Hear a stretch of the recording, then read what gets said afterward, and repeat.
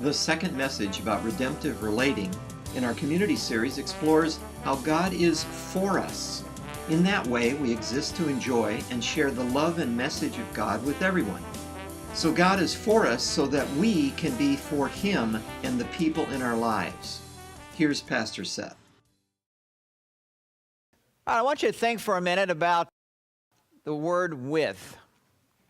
With. Who in your life, as you look back on your life, what faces come to mind of somebody who has been with you? With you no matter what. With you through thick and thin. With you when you're doing great. With you even when you're not doing so great. With you when you've been successful. And with you when you've been a failure. There are probably not too many faces that come to mind with that. That's a pretty rare quality. Now, the face that probably did not come to mind, for maybe all of us, is God's face. The face of Jesus. Nobody is with us like He is. We talked about this last week. And when we sense and believe that He is with us no matter what, you and I have a chance to reflect what with means to the people in our life. That affects how we relate to people. The first preposition we've looked at, over there in the corner at the bottom of the banner, there is with. God is with us profoundly. The whole point of the gospel is to come and be with His people, for us to be with Him, and then now we have a chance to be people who are like little audio-visual pictures of what God is like. The desire to be with people, with you. Today we're going to look at the next one, which is for you. Now think again about who would you say in your life is somebody that you would say, that guy or that lady, they were for me. No matter what. Through the thick and thin, through the highs and lows, through your successes and failures. It's just there's something coming out of that person's heart that you just sense, no matter what, I am for you. And again, even though I just asked you this about a minute ago, it's likely that the face of Jesus was probably not the first face that came to your mind. Probably a human face. But what we get in those few human faces where we sense somebody is profoundly for me no matter what, is what should rise up in our heart is that what God is like? Is that what it means that God is for us? Am I getting a little glimpse of what this big picture is like, that He's for me? The answer is yes. Now let's look at some illustrations from the Old Testament, the New Testament. Try to put the cookies on the bottom shelf. God is for us, and this goes back as far as the creation story. You know, for a long time, I read Genesis 1 almost more like a detective, trying to mark out, now what happened on day 1, and what happened on day 2, and what happened on day 3, and trying to run cross-references on there. And could day 4 really follow day 3 and day 5? But instead, what you're supposed to do is read Genesis 1 more like a poet is writing a poem, a love poem. Or a lover is penning a letter. Or I think, most poignantly, it's an entry of a father's diary when he thinks back upon first Christmas with his kids. Now, let's look at this. Genesis 1:26. God said, let us make man in our image, in our likeness. Let them rule over the fish of the sea, birds of the air, over the livestock, over all the earth, over all the creatures that move along the ground. Now, by the time we get to this point in the story, we've already been through 5 days of creation. But in each day, even though the Bible says, and it was good, there's something missing from the story. There's one day where you can imagine at nighttime the panoply of stars and galaxies that you can see, like when you're in a place up in the the Rocky Mountains at night, and you can just see the wonder of all this. But what would it be like for you to be on vacation and to look at that sense of wonder all around you at night and not be able to turn to somebody and say, it's magnificent, isn't it? And to share the wonder of what you're seeing. Or imagine going on vacation to the Grand Canyon. You drive all the way over there, you get out of your car, it's sunset, and you can see over the horizon, the sun is setting. You look down into the wonder of the canyon, the strata of rocks, the Colorado River below. You're filled with wonder, but you turn, and there's nobody really with which to share that moment, to share the beauty and strength of that at the moment. Something is missing. And that's what we have in this story until verse 26. So God created man in his own image. In the image of God, he created him. Male and female, he created them. Now again, read this like a father who's just watched his wife give birth to their first child. That's kind of what's going on here. God created man in his image. In the image of God, I can remember back to that day, back in August 1981. The birth of my oldest. Male and female, he created them. God blessed them and said, be fruitful. Increase in number. Fill the earth and subdue it. Rule over the fish of the sea, the birds of the air, over every living creature that moves on the ground. Do you hear something of the joy of a father? I got you a car. I'm sending you to Harvard. I got you a job down at the plant. You're going to like it. Something of that joy here. Then God said, I give you every seed-bearing plant. Wow, wheat, oats, barley, alfalfa, on the face of the whole earth, and every tree that has fruit with seed in it. Watermelon, cantaloupe, strawberries, raspberries. You sense that the heart of a poet, of a creator, who's thinking of all the different things that would just bring delight to his children. That's what we're reading here. And then in verse 30, I think of this as, again, don't read this as like a detective would. Read this with a sense of how the Creator thinks about this. This next part is this. It's almost like he's not going to speak to the beasts, the animal kingdom. Verse 30.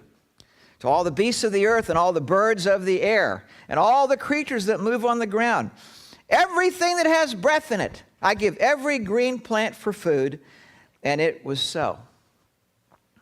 Verse 31, God saw all he had made, and it was very good. It wasn't very good till Adam and Eve showed up. Then it was very good. Now, do you sense 4 coming out of these verses? Do you sense the heart of a father for his newborn son or his 1-year-old son? 27-year-old daughter? That's what we're reading here in Genesis 1. Now think about this for yourself. It's one thing to think of God is for me, and in your head you know that, but how much does that really grip you? Think about a scale of 1 to 100. 1 meaning, good thought, maybe I'll think about this next year. 100 meaning, I'm anchored that God is for me. That anchors me. Now, maybe you think of 1 to 25, maybe, or 1 to 100, maybe I'm 25. I think about that some. God is for me.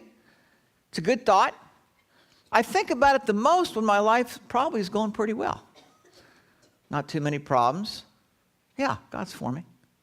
Or maybe you would say 1 to 100, I would say probably 50. Sometimes I know that. I know that. And other times I kind of get knocked off the horse some. Not really sure. I have questions and doubts. And I guess when I see other people or sometimes me going through some tough times. Or maybe you'd say 75. For the most part, I'm anchored in 4. God is for me. But there are times where I go through something really, really rough. And it seems like my anchor has suddenly gotten up from the bottom of the sea and is now adrift with the waves. And there I go with it. What would it be like to be at 100? I'd like to get there someday. Hope to be there. Don't know how close I'll be. How do we get from 25 or 50 or 75 and keep moving that way? Well, we have pictures of this. In your handout, look into page 2. One of the pictures of this is that God is for us in the same way that a father is for his children. There's probably nothing like parenting that gives you a picture of what it means to be for somebody. You have this little kid that is like minutes old, and that kid can do absolutely really nothing for you. Can't talk, can't express itself, can't say thank you for bringing life to me, can't do anything. It just sits there. And I'm sorry to say this, and I would say this about my own birth picture. You know, most of us after we're born, we're just not looking that good. Just saying. I was 10 pounds, 11 ounces. My mother was 5'4". No, 5'2". 5'2". She told me that the nurses, you know, when they put the babies back in and they had a nickname for me. Tarzan. I've seen a baby picture of me. That's it. But it doesn't really matter how ugly that kid is. You are for that kid. You are for that kid. Now, if you want a picture of this, just watch Devin and Davis out around the donut table when we're done and he's out there.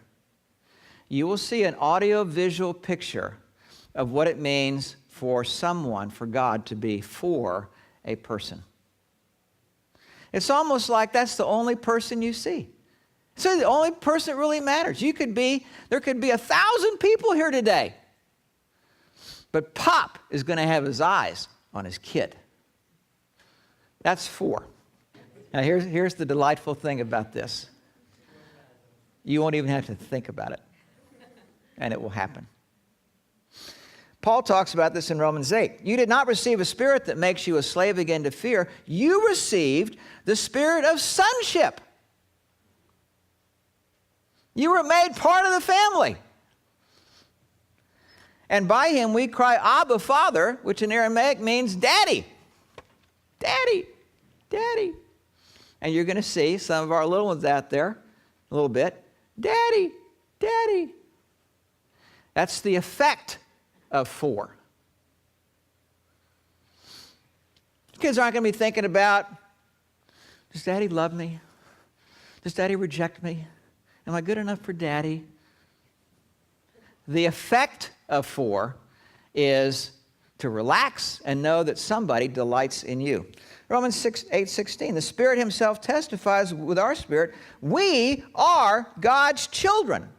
And Paul tells us that we've been adopted into the family. Now, many of you know, of course, most of you know Lance, our worship leader, who's away this weekend. He was adopted. And then Mandy Houck, if you're around back before 06, you know Mandy. She was adopted too. It's interesting to talk to these two folks about being adopted. Because you might think, but am I really the blood kid? Is there something that I'm not quite there with the blood kid? Well, those questions may arise. But the thing that trumps that question is, I was already alive and chosen. Somebody saw me and wanted me. Now, that's the picture here of adoption with how God has done this with us. If we are children, then we are heirs. Not just some kid off the street, bring him in, he needs a meal, we'll take care of him until he gets on his feet. No, legal heir. Heirs of God and co-heirs with Christ. So if God had made a will and he was going to give everything to Jesus Christ, when you came along as one of his kids, he would have to go to his attorney and say, we need to redo the will. We need to add Tom in, his name. We need to add Autumn in. We need to add Jack in. Along with Jesus, that's what he says. That's for. If God is for us, this is probably the greatest passage on this in the New Testament, Romans 8:31. And in this passage, Paul asks a series of rhetorical questions. A rhetorical question is a question that's not meant for an answer. It is so over-the-top obvious what the answer is that you usually just sort of go, yeah, I know. You really can't answer that question. It's so obvious. Everybody knows the answer to that. First two questions, verse 31. What then shall we say to this? Now, what's the this? He's talked about adoption into God's family. We are heirs and co-heirs, and the verses just before this one, his people have been saved from their sin. He is in the process of making us like Christ. He's going to bring us home one day, and we're going to spend eternity in heaven. Now, as if all of that is not enough to sway us about this issue of for, and apparently we need more. Next question. If God is for us, who is against us? Now, there are different kinds of ifs in the Greek language. This is not the if of, well, I hope this is true. This is more of the if of, since this is true, then. If God is for us, there's the for, who is against us? Who is against us? Now, here he makes a contrast. God is for us. He says, who are the people that are against you? Now, maybe some people come to mind. Maybe bullies at school. Or maybe a boss. Or maybe you've had some people that work for you. Or neighbors. Or extended family members where there's drama and issues. Whoever comes to mind, if God is for us, who is against us? Meaning, it really doesn't matter who those people are and what they do. If those people slander you to others, that still doesn't outweigh that God is for me. If people hold malice in their heart and say malicious things about me, that still doesn't hold a candle to God being for me. If people think that I didn't come through and I wasn't faithful to what I said I would do, and that's what they believe, it still doesn't hold a candle that God is for me. If people think that I'm an enemy, or that I'm just a person of cunning, or question my motives, still doesn't outdo that God is for me. Verse 32. He who did not spare his own son, but gave him up for us all, will he not also give us all things with him? It says, he who did not spare. That's an interesting phrase. In the Greek language and in our English culture, what does it mean to not spare something? Well, I think about an event, the cost of an event. Sometimes there's an event, maybe it's a wedding or a big party or a New Year's Eve party or something like that, a going away party for somebody, a retirement party, and we say, no expense was spared. Meaning that all the way down to even those little napkin rings that sat at the table, somebody was even willing to put money towards those because expense was not an issue. The event or the person we're celebrating was the issue, so no expense was spared. Really, it doesn't matter what the cost was, no matter how great the cost. That's part of what's sort of included here in this question. He who did not spare his own son, that's costly. It's costly to the son, it's also costly to the father. We use the phrase, he who did not spare, in another way too, in our culture. I want you to picture it's midnight. It's folks are standing around the outside of the prison door. TV cameras are rolling. There are two groups of people there. There's one group of people who have somebody that they know they're related to that's on death row and is supposed to be executed at midnight. That's one group. And there are usually some protesters about the death penalty who are kind of around them. You've got news people interviewing some of these folks. The second group you've got, usually a smaller group, are the people who the mother and father say of the teenage girl who was brutally raped and murdered. That's a smaller group. Our culture's not as interested in these people, usually, as these people. Now, why are they there at midnight? Midnight. Because what's going on is they're all waiting for, or trying to answer this question: will there be a call from the governor? Will there be a stay of execution? Will this convict be spared the death penalty? Now, that's the same kind of language Paul uses here. He who did not spare his own son. The governor didn't pick up the phone. God didn't call Pontius Pilate and say, I just can't do it. I can't do it. Let him go. The phone sat right there. He said, I can't do it. I can't pick up the phone. He didn't pick up the phone to call the Roman soldiers. I can't pick it up. Didn't call the religious leaders. You guys know what you're doing? You can't do this. Didn't pick up the phone. He didn't call anybody. He had to let the clock come up towards 11:57, 58, 59, and the clock struck midnight. The son is not spared. He's going to die. That's what Paul brings to image here. He who did not spare his own son, but gave him up for us all. And here's the rhetorical question: will he not also give us all things with him?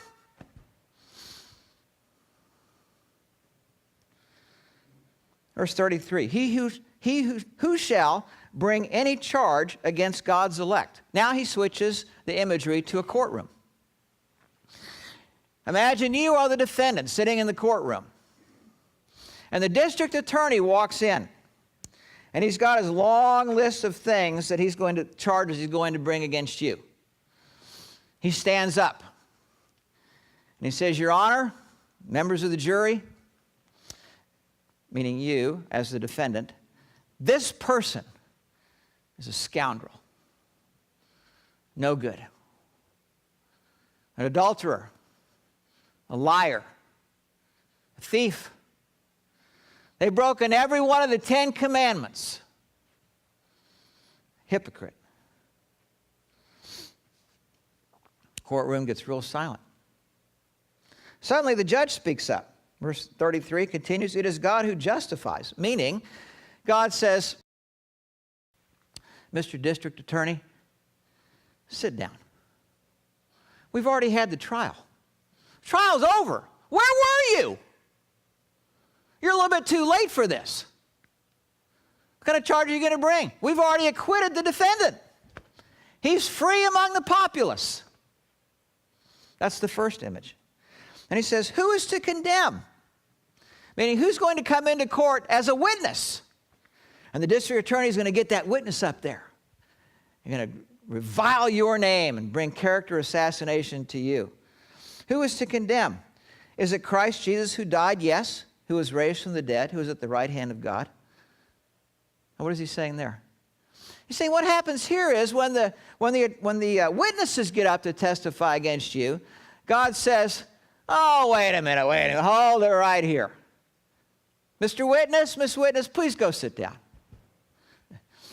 Mr. District Attorney, what kind of attorney are you? You brought 7 charges against the defendant. Any idiot just out of law school could have done that. I happen to know that there are thousands of charges you could have brought against this defendant. And you bring 7 and act like that's some big deal? It is Christ Jesus who died, yes, who is raised from the dead. In other words, it really doesn't matter how many charges are brought against you, whether it's just a handful or thousands. The penalty's been paid, the whole thing. Who indeed intercedes for us, meaning Jesus. Indeed intercedes for us. Now, what does he mean here? Something like this. Third picture in the courtroom. The DA is standing up, making a complete idiot of himself. And the judge says to him, did you happen to miss the defense attorney's closing arguments? Where were you? Were you down at the deli having a sandwich? You should have been here. You would have been dumbfounded. You wouldn't look like such a fool right now. The defense attorney has already interceded on behalf of the defendant. Trial's done. Where did you go to law school? Who gave you that diploma? If I had anything to do with this, I think I'd have you disbarred. That's the tenor of these verses. Who shall separate us from the love of Christ? Now, as if all of these things should have been enough to convince us about the forness of God. God knows our human nature. And we're going to try to find something, usually, that will sort of put a chink in the armor that God is really for me. And I think that the devil's masterstroke is suffering, when we go through times of suffering. So Paul addresses this. Who shall separate us from the love of Christ? Shall tribulation, distress, persecution, famine, nakedness, peril, meaning danger, or sword? He takes 7 huge items from around this circle and says, pick one. Will that do it? Will that unhook the anchor from the bedrock of your heart that God is for you? And again, there's two rhetorical questions here, but really, you could say there are about 8 rhetorical questions in there. Persecution? Famine? Not even that. Peril? Not even that. Verse 36. As it is written, for thy sake we are being killed all the day long. We are regarded as sheep to be slaughtered. In other words, he takes one of these things, persecution, and he puts some words to it. This is what it's like to go through suffering with persecution. This is how it seems. For thy sake, meaning God's sake, we are being killed all the day long. We are regarded as sheep to be slaughtered. If you want to think about this in today's terms, think about our brothers and sisters who are in the Middle East or in Africa. Now, as bad as all those things are, verse 37, he says, no, none of those things. In all these things, it's almost like he's given up trying to give examples that we might find an excuse. He says, all these things. We are more than conquerors through him who loved us. But then it's almost like he knows our human nature too well, and he can think of some more exception clauses that we would come up with. But in my case, I'm not so sure God is for me. So he says, I am sure neither death, nor life, nor angels, nor principalities, nor things present, nor things to come, nor powers, nor height, nor depth, nor anything else in all creation will be able to separate us from the love of God which is in Christ Jesus. He finally adds the etc. to the list. 4. Now, if you've been a Christian for a while, none of this is really new to you. You go, yeah, I know that. Yeah, I got that. Got that in my head. Problem is, I got it in my head, but when I walk out those doors back into the real world in which I live, it's likely to remain mostly in my head and not so much in my heart. Now, how do we get that God is for me in my head down into God is for me in my heart? And here is the wonder of how he uses his people in our lives. This will be watching Devin and Davis out there. This will be watching some of our husbands with their wife out in the foyer. You're going to get a picture of what it means, little pictures of what it's like that God is for us. Let me give you a couple examples from Philippians. Paul says, I hope in the Lord to send Timothy to you soon, that I may be cheered when I receive news about you. Then listen to this. I have no one else like him who takes a genuine interest in your welfare. Now, he was leading a mission team, a church planting team. They were on the move, country to country. I have no one else like him who takes a genuine interest in your welfare. Everyone looks out for his own interests, not those of Jesus Christ. Timothy is a picture of what it means to be for somebody. That's the effect that he has. People sense, Paul senses, this is a guy who is for you. His fundamental attitude is, I am for you. And another example, I think it necessary to send back to you Epaphroditus, my brother, fellow worker, fellow soldier, who is also your messenger, whom you sent to take care of my needs. He longs for all of you and is distressed because you heard he was ill. How often does that happen? He was distressed because he heard you, because you thought he was ill. Indeed, he was ill and almost died. Therefore, I am all the more eager to send him so that when you see him again, you may be glad and I may have less anxiety. Welcome him in the Lord with great joy. Honor men like him because he almost died for the work of Christ, risking his life to make up for the people you could not give me. Epaphroditus is one of those choice people who gets it. He is for the people who are standing in front of him. Wherever he goes, that is how he's leaning into them. What he wants the people to sense is, I am for you. Don't you have to use those words? You just sense that's coming out of his heart. Where does that come from? It comes from because of the belief that God is for me no matter what. On the back of your handout, let's look at one last illustration. This issue of being for somebody is at its most powerful when somebody has failed. Let's look at an example of this. Jesus is talking to his disciples. This is just before he's about to be arrested.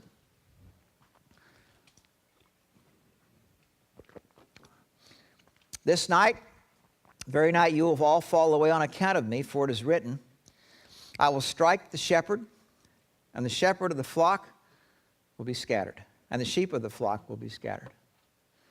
Now, Peter understands this, and he is baffled by this. And he's more than baffled, he is irritated. And I'd say he's more than irritated, he is one angry guy. In essence, what he hears is, I'm going to go through, Jesus saying, I'm going to go through the worst of the worst, and when it finally comes to somebody standing with me and being for me, you guys are going to run like chickens. Peter replied, verse 33, even if all fall away, meaning the other 10 that were standing next to him, having masterfully thrown them all under the bus, even if all fall away on account of you, I never will. Now, I believe he really meant that. That's how it seemed to him. That's how it felt to him. That's how he looked at himself. I tell you the truth, Jesus said, this very night before the rooster crows, you will disown me 3 times. Peter declared, even if I have to die with you, I will never disown you. That's how it felt. That's how it seemed. That's what he thought. The next few moments, Jesus is arrested. He's taken up, and all the disciples, just like the scriptures say, scattered like chickens. And then Peter got a hold of himself, and he follows the crowd into the city in the night darkness and in the shadows. And he goes outside where Jesus is being interrogated, just inside the house, open windows there, and he sits at a courtyard around a fire, warming himself, trying to be incognito.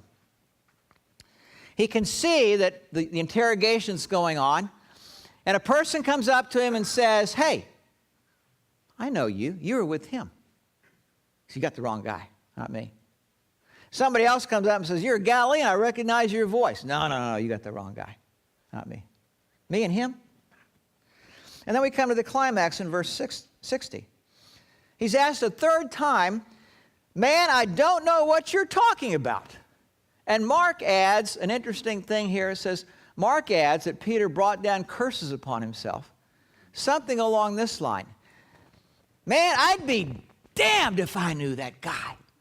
They're interrogating him there. How dare you accuse me of that? Now, it's almost like it's one of those moments where all of life just stops. The next thing that happens is the rooster crows.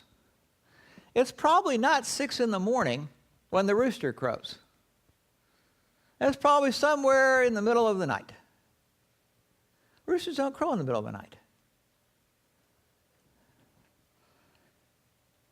As he was speaking, the rooster crowed. Verse 61. The Lord, who was inside the house, turns, looks through the open window into the courtyard, and looks straight at Peter. What was on that look? What would you read in those eyes? What would you read in that countenance? Think about when you failed, and imagine if suddenly you make eye contact with Jesus. What look do you see on his face? Then Peter remembered the word the Lord had spoken to him. Before the rooster crows today, you will disown me 3 times. Now, what does he realize about himself? The rooster is like DNA evidence. It removes all doubt about what just happened. Peter in the future couldn't say, well, I just kind of slipped up. Tongue got the best of me. I just panicked. Poor choice of words. What the rooster crowing is identified with when Jesus talks to him is the word disown. Now, I've got a friend of mine who's an attorney who does estate planning. And on occasion, there are family members that come in, usually older folks, grandfatherly types, and they want to disown a child or more. And my friend, who's been around the block a few times on this, usually takes the stance of trying to find out what has precipitated this and is trying to talk them out of this, because this is serious stuff. This is the kind of stuff that lingers on for years and down through generations. And the rifts and splits in families can go on and on and on. But that's the word here. Peter realizes that is what he just did. He disowned Jesus. Cut him out of the will. I don't know him. What look did he see on the face of Jesus? The next thing Luke records is he went outside and wept bitterly. Now, when you and I fail, what I think happens is, without knowing it, is there's some look that we just sort of assume Jesus has toward us. And the look that I sort of usually go to, unfortunately, is sort of this, not again kind of look. What am I going to do with you kind of look. That's kind of the go-to look. It's easy when I was a younger Christian to think that about myself. The older I get, I think about just how stupid that is. Completely misses the point of the gospel. What kind of look is it? Can I really believe that that look is a look of compassion? That the eyes that meet mine are saying something like, I'm still for you. I still believe in you. You are still of value to me. Now you might think, I think that's a stretch for me. I'd like to believe that. I'd like to know that. What if you knew, like Peter, that Jesus already knew you were going to fail ahead of that look? Would that make any difference to you? And let's say you say, okay, I'll buy that. He knows I'm going to fail. And in spite of my failure, when I look across there and meet his eyes, I'm going to see a look of compassion that fundamentally says, I am still for you. But the next thing you and I will do is, but I know that God could probably never use my life like he once did. And probably what you're going to be tempted to do is hang your head spiritually. I guess I should drag myself to church this morning. Maybe I'll wait till 9:45 when I can just kind of jump in the back. Maybe I'll sit in the cry room, leave before we get done. I don't want anybody to see me. I'll sit on the back row. I hope nobody asks me about what's going on in my life or how I'm doing. Maybe that's how we think. Well, there's something else I think he remembered. The last verse we'll look at, verse 32. I have prayed for you, Simon, that your faith may not fail. And notice how he finishes here. When you have turned back, strengthen your brothers. What's all this talk about birds flying and they can't fly as high and they have a broken wing? Nonsense. What's this about hanging your head, just kind of walking around spiritually moping about? Nonsense. What's this about dragging yourself in and sitting in the cry room and hoping nobody else notices you, or sitting on the back, maybe there's somebody else? Nonsense. What he says here is, stand up. Get on your horse. You're needed in the fight. That is F-O-R.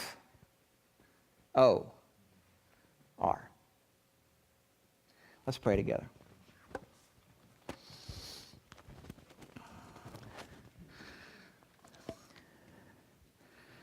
Father, give us ears to hear what you're saying to us from start to finish. And if there's nothing we take away from today, help us take away that you are fundamentally for us, no matter how our circumstances look, no matter what kind of suffering we may be involved in, or what kind of drama, or what kind of heartache. None of those things trump that you are for us. And as we grasp that, would you give us eyes to see that as we relate to the people in our lives, they need to see this in us. That we are fundamentally, unequivocally for them, no matter what. We at Pacific Church of Irvine invite you to join us every Sunday at 9:30. You can also visit our website at pacificchurch.com